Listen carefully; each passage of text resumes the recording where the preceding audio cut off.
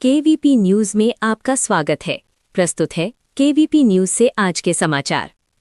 प्रयागराज की POCSO court ने आदेश दिया है कि स्वामी अविमुक्तेश्वरानंद सरस्वती और उनके शिष्य स्वामी मुकुंदानंद गिरी के खिलाफ बच्चों के यौन शोषण के आरोपों में एफआईआर दर्ज की जाए।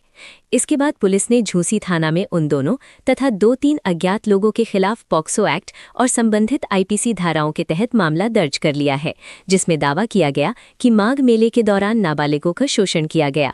आरोप लगाने वाले ने अदालत में नाबालिगों के बयान दर्ज करवाए थे। इस पर अभिमुक्तेश्वरानंद ने बयान दिया है कि ये मामला फर्जी है और आरोप लगाने वाले को हिस्ट्री शीटर बताया है, जबकि आगे की जांच अब अधिकारियों द्वारा की जाएगी। प्रधानमंत्री नरेंद्र मोदी ने कांग्रेस पर संसद में हालिया घटना और उससे जुड़े अन्य मुद्दों को लेकर सख्त टिप्पणी की है। उन्होंने कहा कि महिला सांसदों को भेजकर किसी पार्टी द्वारा प्रधानमंत्री की कुर्सी पर कब्जा करके प्रधानमंत्री नहीं बनाया जा सकता, और अगर कोई व्यक्ति या पार्टी देश की जनता का भरोसा नहीं जीत पाती तो वो शीर्ष पद के लिए उपयुक्त नहीं है। मोदी ने आरोप लगाया कि कांग्रेस संसद की कार्यवाही नहीं चलने देती और इससे सबसे अधिक नुकसान कांग्रेस के सहयोगी दलों को होता है। वे ये भी कह रहे हैं कि कांग्रेस संसद में प्रदर्शन कर खुद को दिखावा करने की कोशिश करती है, लेकिन इससे प्रधानमंत्री नहीं बन सकते। उन्होंने इस बात पर भी जोर दिया कि प्रधानमंत्री बनने के लिए पहले लोगों का दिल जीतना जरूरी है, केवल संसद में सीट पर कब्जा करके नहीं। दिल्ली पुलिस की स्पेशल सेल ने तमिलनाडु और पश्चिम बंगाल में एक बड़े सुरक्षा ब्रेक थ्रू के तहत 8 संदिग्धों को गिरफ्तार किया है, जिनमें एक बांग्लादेशी नागरिक भी शामिल है। इन आरोपियों पर आरोप है कि वे पाकिस्तान की खुफिया एजेंसी आईएसआई और बांग्लादेश स्थित आतंकी संगठनों से कनेक्शन में रहकर भारत में आतंकी हमले की साजिश रच रहे थे। पुलिस ने उनसे 12 से अधिक मोबाइल फोन और 16 सिम कार्ड बरामद किए हैं, जो उनके नेटवर्क और योजनाओं से जुड़े दस्तावेज और डिजिटल सबूतों की जांच में भेजे गए हैं। शुरुआती जांच में ये भी सामने आया है कि कुछ आरोपी फर्जी आधार कार्ड का उपयोग कर रहे थे ताकि वे अपनी पहचान छिपा सकें। इस मॉड्यूल पर दिल्ली पुलिस की जांच जारी है ताकि इसके अभी बाकी सदस्यों, फंडिंग चैनलों और अन्य संभावित कनेक्शनों का पता लगाया जा सके और एक संभावित बड़े हमले को समय रहते रोका जा सके। पाकिस्तान ने अफगानिस्तान के उत्तर पूर्वी इलाकों में आज एक बड़ा एयर स्ट्राइक ऑपरेशन किया है, जिसमें उसने दावा किया है कि उसने तहरीक-ए-तालिबान पाकिस्तान टीटीपी के 7 ठिकानों और उसके सहयोगी समूहों के कैंपों को निशाना बनाया। पाकिस्तानी सूचना मंत्री ने कहा कि यह हमला इंटेलिजेंस आधारित और चयनात्मक कार्यवाही थी, जिसका उद्देश्य हाल के आत्मघाती हमलों के पीछे मुंहतोड़ जवाब देना और उन समूहों को कमजोर करना था जिनके बारे में पाकिस्तान का कहना है कि वे उसकी जमीन पर सुरक्षा खतरे पैदा कर रहे हैं। हालांकि अफगान अधिकारियों और स्थानीय सूत्रों ने बताया है कि इन हमलों में कम से कम 16 लोगों की मौत हुई, जिनमें महिलाएं और बच्चे भी शामिल थे, और उन मौतों में एक ही परिवार के सदस्य भी थे, जिसे एक पूरे परिवार की जान चली गई।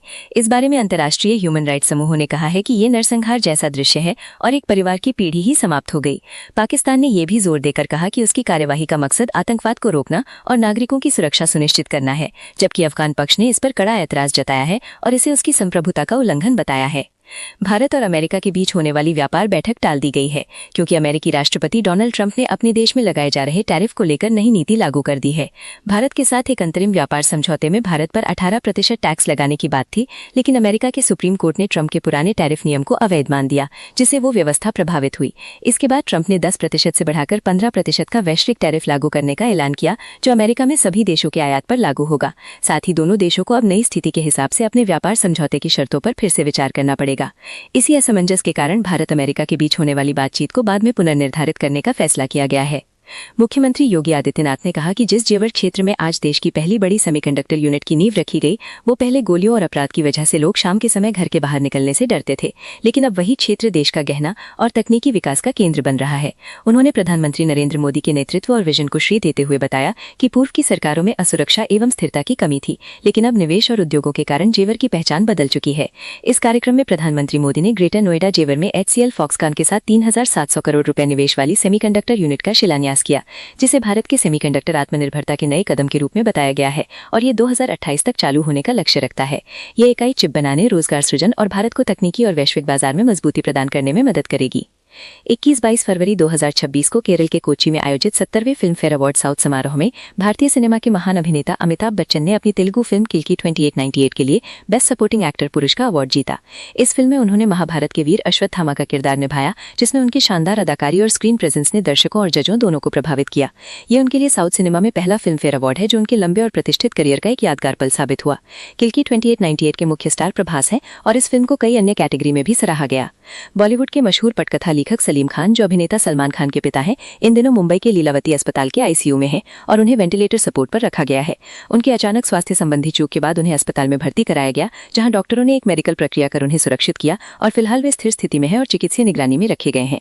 इस दौरान कई बॉलीवुड हस्तियां और परिवार के सदस्य अस्पताल पहुंचे और सलामदेही व्यक्त की, जिसमें मलाइका अरोड़ा अपने बेटे के साथ सोहेल खान और अर्पिता खान भी शामिल थे, जिन्हें उन्हें अस्पताल में स्वास्थ्य की जानकारी लेने के लिए देखा गया। खान परिवार ने अपने पिता की गोपनीयता और स्वास्थ्य विवरण को लेकर मीडिया के प्रति थोड़ी चिंता जताई है और शुभचिंतकों से दुआओं की अपील की है।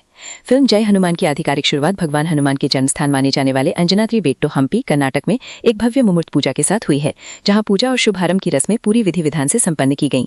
इस मौके पर राष्ट्रीय पुरस्कार विजेता अभिनेता ऋषभ शेट्टी को मुख्य भूमिका में भगवान हनुमान के रूप में देखा गया और निर्देशक प्रशांत वर्मा, निर्माता भूषण कुमार, टी सीरीज तथा मेकर्स टीम भी शामिल रहे। पूजा स्थल का धार्मिक और सांस्कृतिक महत्व फिल्म के पौराणिक थीम के अनुरूप चुना गया है, जिससे इस महाकाव्य परियोजना की उज्जवल शुरुआत और भी विशेष बनी हुई है। फिल्म को एक बड़े पैमाने पर बनाया जा रहा है और यह भारतीय पौराणिक कथा तथा भक्ति को बड़े पर्दे पर जीवंत रूप में पेश करने का वादा करती है। एक 20 साल का युवक सुमित सिंह, जो पौड़ी से अपनी गर्लफ्रेंड के साथ नैनीताल घूमने आया था, होटल के कमरे में संदिग्ध परिस्थितियों में मृत पाया गया। कमरे में कुछ दवा के रैपर और सिरप की बोतलें भी बरामद हुई हैं, जिससे पुलिस को लगता है कि उसने कोई संदिग्ध दवा खाई होगी, लेकिन स्पष्ट कारण के लिए पोस्टमार्टम रिपोर्ट का इंतजार किया जा रहा है।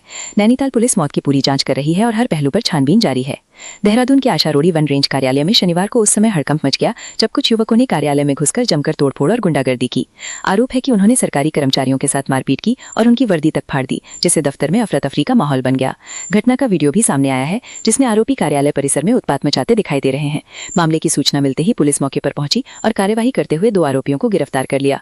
पुलिस ने सरकारी कार्य में बाधा, मारपीट और तोड़फोड़ समेत विभिन्न धाराओं में मुकदमा दर्ज कर आगे की जांच शुरू कर दी है। इंग्लैंड ने टी20 वर्ल्ड कप 2026 के सुपरहिट चरण में श्रीलंका को 51 रन से हराकर जोरदार जीत दर्ज की। इंग्लैंड ने पहले बल्लेबाजी करते हुए 146/9 का स्कोर बनाया, जिसमें फिल सॉल्ट ने 62 रन की महत्वपूर्ण पारी खेली। जवाब में श्रीलंका की पूरी टीम 95 रन पर ऑल आउट हो गई और इंग्लैंड के लिए विल जैक्स ने 3 विकेट लिए और उन्हें प्लेयर ऑफ द मैच चुना गया। इस प्रदर्शन के दम पर इंग्लैंड ने ग्रुप 2 में जीत के साथ अपनी स्थिति मजबूत की, जबकि श्रीलंका को अपनी बल्लेबाजी की बेहद खराब लय के कारण कड़ी हार झेलनी पड़ी। भारत ए महिला टीम ने ACC women's Asia cup rising stars 2026 के फाइनल में शानदार प्रदर्शन करते हुए बांग्लादेश ए को 46 रन से हराकर खिताब अपने नाम किया। मैच बैंकॉक के तरदथाई क्रिकेट ग्राउंड में खेला गया, जहां भारत ने पहले बल्लेबाजी करते हुए 20 ओवर में 134/7 का सम्मानजनक स्कोर बनाया। इसमें बीजल हस्पनिस ने 34 गेंदों पर नाबाद 51 रन की प्रभावशाली पारी खेली और कप्तान राधा यादव ने 36 रन बनाए, जिससे टीम ने बड़ा लक्ष्य सेट किया। गेंदबाजी में प्रेमा रावत ने 3/12 के आंकड़े के साथ बांग्लादेश की पारी को तेजी से खत्म किया और अन्य गेंदबाजों ने भी शानदार सहयोग दिया, जिससे बांग्लादेश की टीम 19.1 ओवर में सिर्फ 88 रन पर ढेर हो गई। हस्पनिस को उनके मैच विजयकारी प्रदर्शन के लिए प्लेयर ऑफ द मैच चुना गया। ये जीत भारतीय महिला क्रिकेट की उभरती प्रतिभा और संतुलित टीम प्रदर्शन का परिचायक रही। और अब मौसम। भारत के सभी राज्यों में मौसम विविध रहेगा, जहां उत्तर भारत में तापमान बढ़ेगा, जबकि पूर्वोत्तर, मध्य और दक्षिणी भागों में बारिश व आंधी का अलर्ट जारी है। हिमाचल प्रदेश, उत्तराखंड, ओडिशा, छत्तीसगढ़, झारखंड, पूर्वी मध्य प्रदेश, विदर्भ, असम, मेघालय और गंगा के पश्चिमी बंगाल में हल्की से मध्यम बारिश, गरज चमक के साथ 50 किलोमीटर प्रति घंटा की आंधी संभव है, जबकि दिल्ली एनसीआर में अधिकतम तापमान 31 डिग्री सेल्सियस तक पहुंचेगा। दक्षिण में केरल व तमिलनाडु में छिटपुट वर्षा, राजस्थान व गुजरात में साफ आसमान व गर्मी 35 डिग्री तक तथा जम्मू कश्मीर जैसे पहाड़ी क्षेत्रों में ठंड बनी रहेगी। आईएमडी के अनुसार मछुआरों व किसानों को सतर्क रहने की सलाह दी गई है, विशेषकर तटीय इलाकों में। इसी के साथ केवीपी न्यूज से आज के समाचार समाप्त हुए। नमस्कार।